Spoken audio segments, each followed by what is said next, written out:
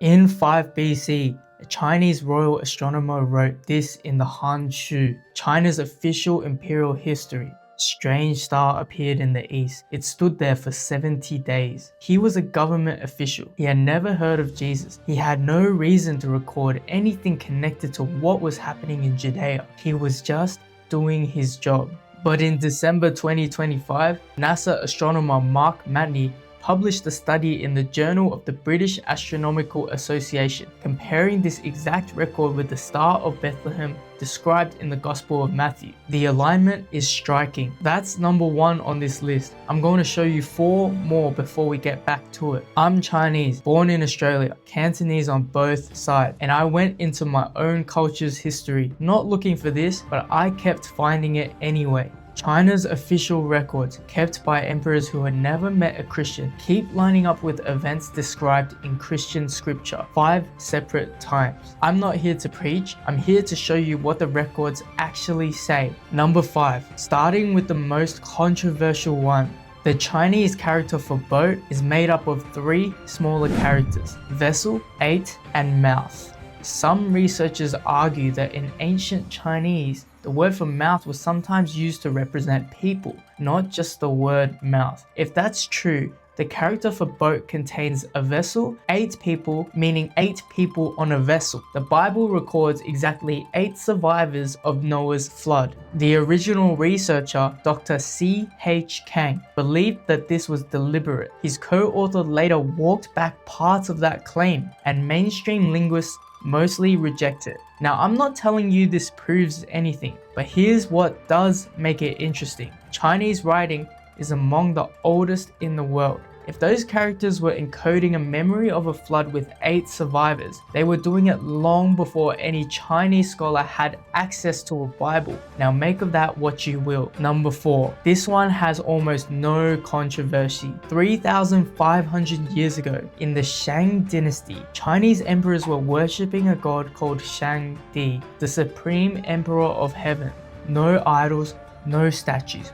One supreme deity above all others. Every year, the emperor would sacrifice an unblemished bull on a sacred altar and present it to Shangdi. This tradition lasted for thousands of years. It's the same ceremony behind the Temple of Heaven still standing in Beijing today. An unblemished sacrifice on an altar to a single all-powerful deity. When Jesuit missionaries arrived in China in the 1600s, they were stunned. The practices were so close to Old Testament worship that they believed Shangdi and the God of the Bible were the same being. Chinese Christians still use that word today. When they say God, they say Shang Di. That name is 3,500 years old. Christianity in China is not even 1,400 years old. Someone in China was worshipping one supreme deity 2,000 years before a Chinese person ever even read a Bible. That's the God described in the Old Testament. But what about Jesus himself, the New Testament? Turns out China's records have something to say about that too. Number 3. In 1900, a Taoist monk doing renovations at the Mogao caves in Dunhuang broke through a wall. Inside, a sealed room, 40,000 manuscripts hidden for over 900 years. Among them were Christian documents in Chinese, written by Chinese monks in the 7th century, somewhere along the Silk Road. One of them describes the life and death of Jesus in terms recognizable from the Gospels, except written in classical Chinese, inside a desert cave by converts who had adopted Christianity through the Nestorian church, spreading east out of Persia. They called it Jingjiao, the luminous region. The cave was sealed around 1000 AD, and nobody knows exactly why. When it was found, those documents were perfectly preserved.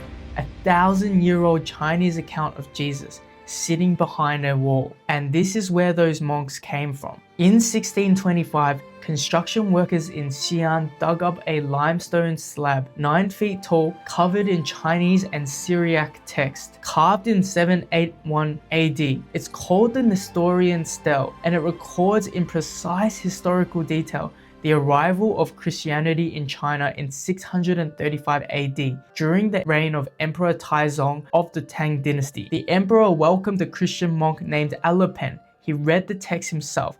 He approved them. He ordered Christian scriptures translated into Chinese and permitted them to be spread across the empire. This is not a Christian document.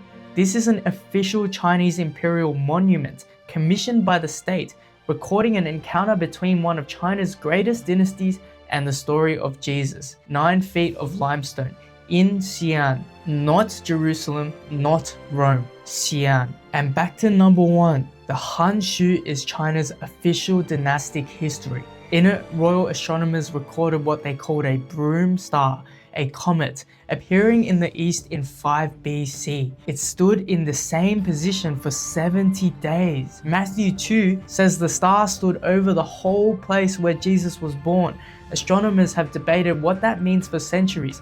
Most stars don't stand still. They move across the sky, but a comet or stationary nova can appear fixed in one position for weeks. The Han Shu record, east, stationary, 5 BC. The estimated birth window for Jesus, 6 to 4 BC. Mark Matney and NASA ran the comparison, published December 2025.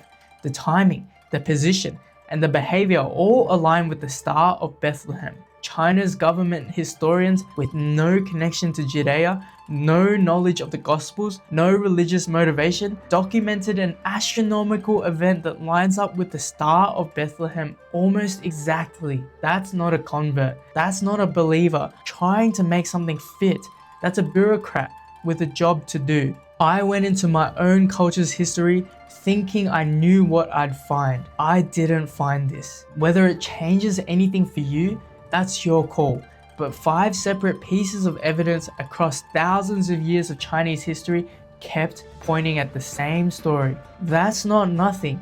If you want more history that nobody taught you, make sure to like and subscribe, because this is what I do.